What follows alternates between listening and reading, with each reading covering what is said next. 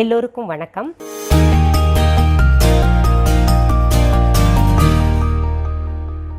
இன்றைக்கி இந்த பதிவில் நம்ம பார்க்க போகிறது தசாங்கத்தை பற்றி. நிறைய பேர் கேட்டிருந்தீங்க, தசாங்கம் பொடியின் பயன்கள் என்னென்ன, அதை எப்படி பயன்படுத்தணும், அதை பற்றி கொஞ்சம் சொல்லுங்கள் மேடம் அப்படின்னு. நம்ம இந்த தசாங்க பொடி இறைவனுக்கு ஆரம்ப காலத்தில் பயன்படுத்திக்கிட்டு வந்தாங்க. இறைவனுக்கு திருஷ்டி எடுக்கிறதுக்கு, இறைவனுக்கு மிகவும் பிரியமான ஒரு பொருளாக தசாங்க பொடியை பயன்படுத்திக்கிட்டு வந்தாங்க. இப்போ எப்படி நம்ம தூப தீபம் காட்டுறதுக்கு சாம்பிராணி அதெல்லாம் பயன்படுத்துகிறோம் இல்லையா, அதுபோல் இந்த தசாங்கத்தை தூபம் காட்டுவதற்காக பயன்படுத்திட்டு வந்தாங்க. அது கோயில்லையும் சரி வீட்லேயும் காமிச்சிக்கிட்டு இருந்தாங்க பூஜை அறையில்.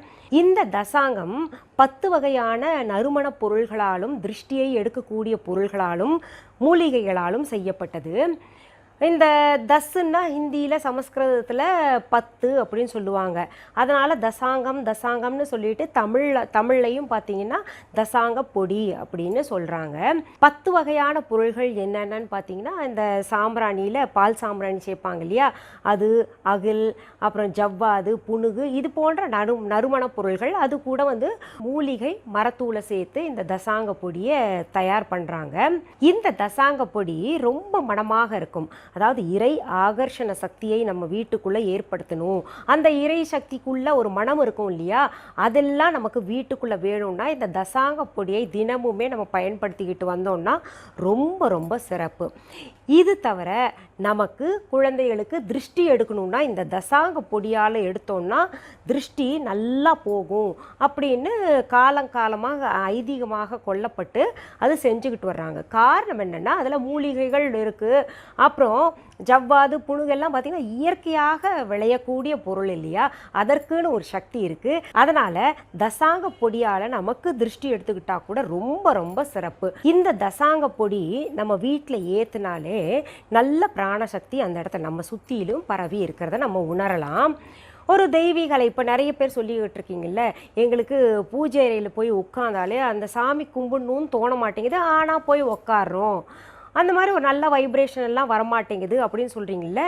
இது போன்ற இந்த தசாங்கம் இன்னும் நறுமண பொருள்கள் நம்ம வச்சுருந்தோம்னா தானாகவே இறை உணர்வு நம்மையும் அறியாமல் நமக்குள்ளே வரும்.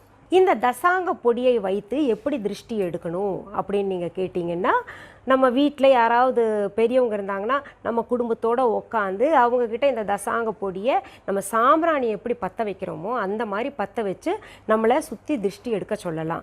இதே போல் தான் பார்த்திங்கன்னா, நம்ம சுவாமிக்கு தூபம் காமிக்கணும்னா சாம்பிராணி காமிக்கிறது ஒரு பக்கம் இருக்கட்டும், இந்த தசாங்க பொடியால் தூபம் காமிச்சோன்னா இறைவனுக்கு மிகவும் பிடித்த பொருள் இல்லையா, அதனால் பார்த்தீங்கன்னா அங்கே இறை ஆகரண சக்தி ரொம்ப சீக்கிரத்தில் குடிக்கொள்ளும். இந்த சாம்பிராணியும் தசாங்கமும் இறைவனுக்கு தூபம் காட்டுறதுனாலையும் நமக்கு திருஷ்டி எடுக்கிறதுனாலையும் எப்படி மாறுபாடு ஏற்படும் அப்படின்னு பார்த்தீங்கன்னா, இந்த சாம்பிராணி நம்ம இறைவனுக்கு காமிக்க சொல்கிறதே அங்கே இருக்கக்கூடிய இறைவனுக்கும் திருஷ்டி எடுத்த மாதிரி ஆகும். அங்கே நல்ல இறை சக்தி பரவணுன்றது. அதை நம்ம நுகர்ந்தோமே ஆனால் இந்த தசாங்க பொடி, சாம்பிராணி, ஊதுவத்தி, கற்பூரம் இதையெல்லாம் பார்த்தீங்கன்னா நம்ம நுகர்ந்தோமே ஆனால் நமக்குள்ள சில செயல்படாத நரம்பு மண்டலங்கள் இருக்கும். இதை நுகர்வதனால நம்முடைய நரம்பு மண்டலங்கள் எல்லாம் தூண்டப்பட்டு பிறகு பார்த்தீங்கன்னா நமக்கு ஒரு விழிப்புணர்வு, நல்ல ஒரு சுறுசுறுப்பு வரும், ஒரு விழிப்புணர்வு. இத்தனை நாள் நம்ம இது யோசிக்கவே இல்லையே, இப்போ நம்ம மூளை நல்லா செயல்படுற மாதிரி இருக்கே அப்படின்னு சொல்லிட்டு சில விஷயங்களில் செயல்பட ஆரம்பிச்சிருவோம். அப்போ என்ன ஆகுதுன்னா, இந்த திருஷ்டி எடுத்தனால நமக்கு நமக்கு இருந்த பிரச்சனை எல்லாம் போயிடுச்சு, நம்ம நல்லா ஆயிட்டோம் அப்படின்ற ஒரு உணர்வு ஏற்படுது இல்லையா. இது நம்ம ஏற்றி வைக்கிறதுனால நம்முடைய நரம்பு மண்டலங்கள் தூண்டப்பட்டு நமக்கு உடலுக்குள் இருந்த பிரச்சனைகள் எல்லாம் விலகி நம்ம சுறுசுறுப்பாக செயல்படுவோம். அதுதான் இதை நம்ம எப்பவுமே ஆன்மீக பார்வையாகவும் பார்க்கணும், விஞ்ஞான ரீதியாகவும் பார்க்கும்பொழுது தான் இந்த தெளிவு நமக்கு கிடைக்கும். இப்படி இந்த தசாங்க பொடியை வைத்து நம்ம இறைவனுக்கு தூபம் காட்டுவது, அப்புறம் வீட்டுக்குள்ளேயே பார்த்தீங்கன்னா எல்லா ரூம்லையும் வீட்டுக்குள்ள எல்லா இடங்கள்லையும் நம்ம தூபம் காட்டுறது நமக்கு திருஷ்டி எடுக்கிறதுனால நம்முடைய நரம்பு மண்டலங்கள் தூண்டப்பட்டு ஞான சக்தி பெருகும். நமக்கு இருக்கின்ற கண்ணேறுகள் எல்லாம் போயிடும். வீட்டுக்குள்ளே இருக்கின்ற தரித்திர நிலை நீங்கி நம்ம பார்த்திங்கன்னா செல்வ செழிப்போடு, அதாவது எல்லா சகலமும் செல்வ செழிப்புன்னொன்னே நமக்கு பணவரவு மட்டும் நினைக்கக்கூடாது. நமக்குள்ளே இருக்க சண்டை சச்சரவுகள், பிரச்சனைகள், கடன் தொல்லைகள், இது போன்ற வருமானம் பெருகுதல், இது எல்லாமே சேர்ந்தாதான் செல்வ செழிப்புன்னு சொல்ல முடியும். இது போன்ற எல்லா நன்மைகளும் நம்ம தசாங்க பொடியை தூபம் காட்டுவதால நமக்கு நடக்கும். ஏன்னா நான் பொதுவாகவே உங்களுக்கு பல முறை சொல்லியிருக்கேன், நல்ல வாசனை இருக்கும் இடத்தில் தான் நல்ல தேவதைகள் இருப்பாங்க. இந்த துர்நாற்றம் இருக்கும் இடத்தில் தான் பார்த்தீங்கன்னா துர்தேவதைகள் இருப்பாங்க. நம்மளே பாருங்களேன், ஒரு தெருவில் நாத்தம் எடுக்குதுன்னா அந்த தெருவில் நம்ம காலே வைக்க மாட்டோம். இந்த தெரு வேண்டாம், நம்ம சுற்றி போனாலும் பரவாயில்ல, வேற தெரு வழியாக போய்க்கலாம் அப்படின்னு சொல்லிட்டு அந்த தெருவுக்குள்ளேயே நுழைய மாட்டோம் இல்லையா? அதே போல் நம்ம வீட்டில் அசுத்தம் துர்நாற்றம் இருந்ததுன்னா நல்ல தேவதைகள் சுவாமி எல்லாம் வீட்டுக்குள்ளேயே வரமாட்டாங்க. நிறைய பேர் இப்போ சொல்கிறீங்க, அதாவது சுவாமி நான் என்ன கும்பிட்டாலும் சுவாமி வீட்டுக்குள்ளேயே வரமாட்டேங்கிறாங்க. அப்படி இருந்ததுன்னா அதற்கு நமக்கு பார்த்திங்கன்னா நம்ம சரியான முறையில் தூப தீபம் காமிச்சிருக்க மாட்டோம், ஊதுவத்தி ஏற்றிருக்க மாட்டோம், கற்பூர ஆரத்தி எடுத்திருக்க மாட்டோம். இது போன்ற செயல்கள் குறைபாடு உள்ள காரணத்தினால தான் நம்ம வீட்டுக்குள்ள நல்ல தேவதைகள் வர்றதில்லை அப்படின்றத நம்ம உணர்றோம். அப்புறம் ஒரு 10 வருஷத்துக்கு முன்னாடி எல்லாம் பார்த்தீங்கன்னா சின்ன குழந்தைய குளிப்பாட்டுறதுக்குன்னு ஒரு அம்மா வருவாங்க, குளிக்க வச்சு அவங்களுக்கு இந்த சாம்பிராணி புகை காமிப்பாங்க. இப்போ எல்லாம் டாக்டர்ஸ் என்ன சொல்கிறாங்க, அந்த சாம்பிராணி புகை காமிக்க வேண்டாம். ஏன்னா நிறைய பேர் அந்த சாம்பிராணி புகை கிட்ட கொண்டு போய் குழந்தைய அப்படியே அந்த மூச்சு திணற திணற அந்த குழந்தைய காமிப்பாங்க.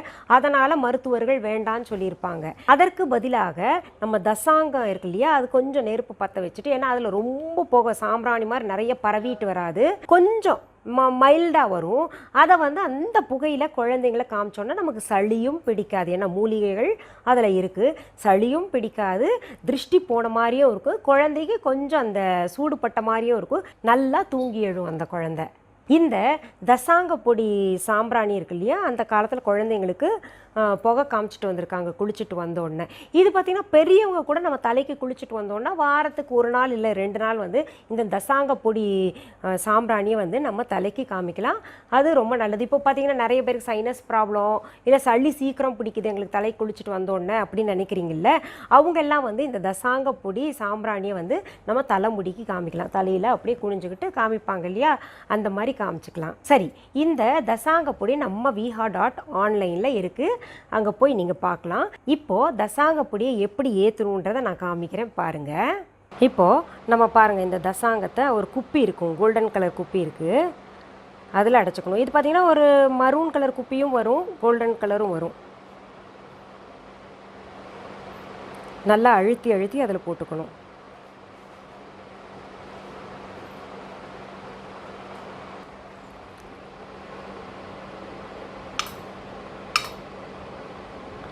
இப்படி கோன் வடிவத்தில் வந்துடும் பாருங்கள். அப்படி தட்டினா